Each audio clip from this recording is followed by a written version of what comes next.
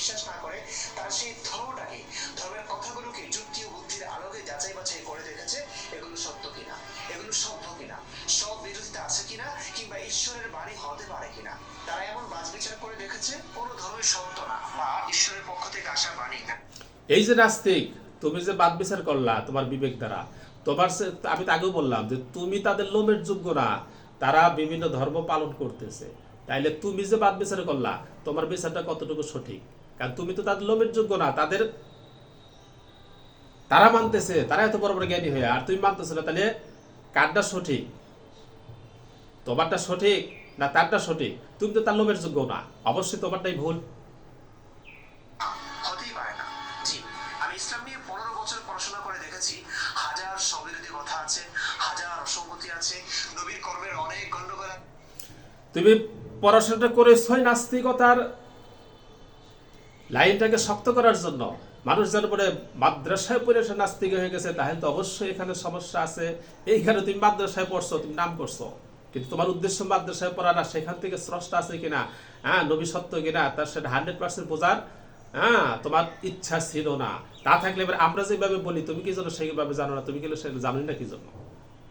আছে, তার কথায় অনেক ফাঁক ফোকর আছে, যেগুলো ভিডিওতে প্রকাশ আমি করি প্রতিনিয়ত। এখন এত এত ভুলভাল গোজামিল অসঙ্গতি দেখেও কিভাবে এই ধর্মটাকে বিশ্বাস করব বা এই ধর্মের বিধানগুলোকে আল্লাহ, ঈশ্বর বা সৃষ্টিকর্তার বিধান হিসেবে মেনে নিব? আপনারা বলুন। যদি বলেন অন্ধভাবে বিশ্বাস করতে হবে, ধর্মের ক্ষেত্রে যুক্তি দেখাতে নেই, প্রশ্ন করতে নেই, তাহলে বলবো সব ধর্মের ক্ষেত্রেই কি এমন হওয়ার কথা নয়? তবে তো সব ধর্মই সত্য বলতে হয়। যে ধর্মাবলম্বীর ঘরে জন্মেছে সে সেই ধর্মকে অন্ধভাবে বিশ্বাস করে নিবে। তাহলে ইসলামের আল্লাহ কেন অন্য ধর্মাবলম্বীদের চিরস্থায়ী জাহান্নামে নেবেন? বা ইসলামে কেন মুসলিমদের সাথে যুদ্ধ করে তাদের মা বোনদের দাসী বানিয়ে সেক্স করার কথা থাকবে? হিসাব মিলছে না। সুতরাং এটা যুক্তিযুক্ত হতেই পারে না। আমরা ধর্মহীন মানুষরা বা নাস্তিকরা কেন ধর্মে বিশ্বাস করি না? কারণ আমরা বিশ্বাসের পিছনে কোনো যৌক্তিকতা খুঁজে পাই না। আমরা যেখানে একটা মানুষের অধিকার ক্ষুণ্ণ করি না, সেখানে স্রষ্টার সঙ্গে আমাদের কিসের শত্রুতা থাকবে ভাই? আল্লাহর সঙ্গে আমার কোন জনমের শত্রুতা, কিসের শত্রুতা থাকবে যে তার কথা আমি শুনবো না, মানবো না?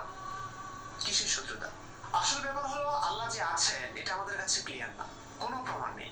কিংবা তিনি থাকলেও তার পক্ষ থেকে আসা নবী দাবিকৃত লোকেরা যে সত্য, সত্যিকার অর্থেই তারা নবী, তা ক্লিয়ার না। তাদের কর্মকাণ্ড, তাদের স্ববিরোধী কথাবার্তার কারণে। স্রষ্টার সাথে আমাদের কোনো দুশ্মনী নেই, কোনো শত্রুতা নেই, বরং আমরা প্রচলিত ধর্মগুলিতে অনেক অসামঞ্জস্য পাই বলেই সেই ধর্ম মানি না, সেই ধর্মের ঈশ্বরকে মানি না। নাস্তিকতার মানে এটাই। এখন প্রশ্ন হচ্ছে মৃত্যুর পর কি হবে নাস্তিকদের? ভাই, মৃত্যু মানে শেষ, প্রাণের বিনাশ, জীবনের সমাপ্তি, এটাই স্পষ্ট। এখন এরপরে আর কোনো জীবন আছে কিনা সেটার প্রমাণ আমাদের কাছে ছিল না বলেই আমরা এই ধরনের জীবনের জন্য বা ঈশ্বরের জন্য কিছু করিনি। যদি মৃত্যুর পর দেখি পরকাল আছে, সৃষ্টিকর্তা আছেন, তাহলে আমাদের অবস্থা কি হবে? সোজা কথায় চেলাইয়া জান্নাতে যাব আমরা। আমরা বলতে যারা জান্নাত কি তোর বাবার সম্পত্তি? জান্নাত কি তোর বাবার সম্পত্তি? মামুর বাড়ির আবদার সেলসেলায় জান্নাতে চলে যাবি? বেয়াদব কোথাকার। জান্নাত বানাইছে স্রষ্টা, আর তুই স্রষ্টার বিশ্বাসই করলি না, আর তুই জান্নাতের স্রষ্টার জান্নাতে তুই চলে যাবি। ওইখানে যে ফেরেশতাগুলো নিযুক্ত করে রাখছে, একজন ফেরেশতার শক্তি পৃথিবীর সমস্ত জিন ইনসানের চাইতে বেশি। এই ধরনের 1,00,000 ফেরেশতা এক একজন পাপীকে ধরবো।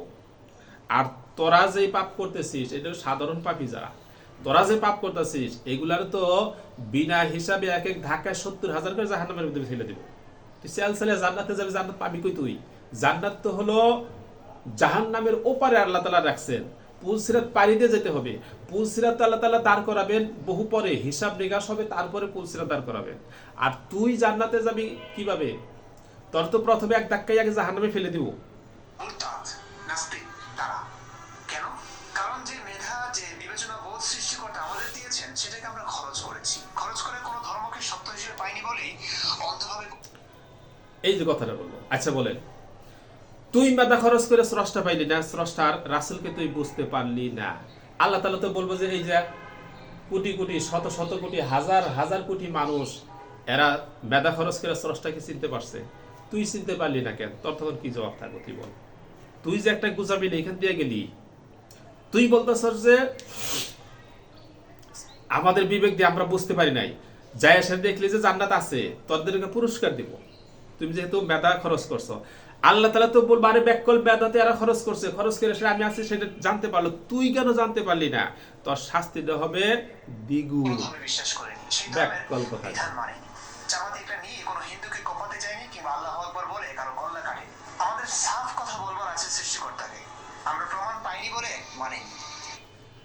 তুই যে বললি যে আমরা কোনো হিন্দুর কল্লা কাটি নাই, আল্লাহ আকবার বলে অমক করে নি তমক করে নি, তুই তো তার সাথে জঘন্যগুলো করতেছস।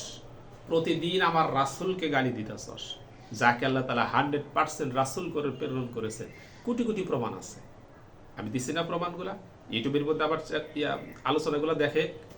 তারপরে কথা হলো যে আল্লাহ তাআলাকে প্রেগনেন্ট বানাবার চাস, এর চাইতে জঘন্য অপরাধ আর পৃথিবীতে কিন্তু আছে? 10 জন মানুষকে হত্যা করলে যতটুকু পাপ হবে তার সাথে বেশি পাপ হবে না? তো তুই মানুষ হত্যা না করলে কি হবে? তুই এমন পাপ করতেছিস যে জাহান্নামের মধ্যে হাজার হাজার কোটি বছর জ্বলার পরেও তোর পাপ এক বিন্দু পরিমাণও পাপের প্রায়শ্চিত্ত হবে না, ভোগ করা হবে না। তুই কোন তালে আসছস? কিন্তু প্রিয় ধার্মিক ভাইরা, প্রিয় মুমিন ভাই বোনেরা, আপনাদের কি অবস্থা হবে? এই যে বিবেক বুদ্ধি বিসর্জন দিয়া মুহাম্মদকে মেনে নিলেন, তার জন্য মানুষকে কোপালেন বা তার বলা কথাগুলো আল্লাহর হিসেবে মেনে নিয়ে আমল করলেন, কেউ ইসলামের সমালোচনা করায় তার বাড়ি গিয়ে ভাঙচুর করলেন, লুট করলেন, কোনো হিন্দুকে কতল করলেন। এখন মরার পর যদি দেখলেন হিন্দু ধর্ম সত্য, এই ব্যাককলের দল, আজকে পৃথিবীতে দেখ মুসলমান পৃথিবীর মধ্যে সবচেয়ে নির্যাতিত। ভারতে হিন্দুরা কি পরিমাণ মুসলমানের উপর নির্যাতন করতেছে, মুসলমান কোথায় হিন্দুদের বাড়িঘর ভাঙছে। ব্যাককল কথাকার, মিথ্যাবাদী। ভগবান আপনার বিচার করার জন্য প্রস্তুত, তখন কি করবেন ভাই?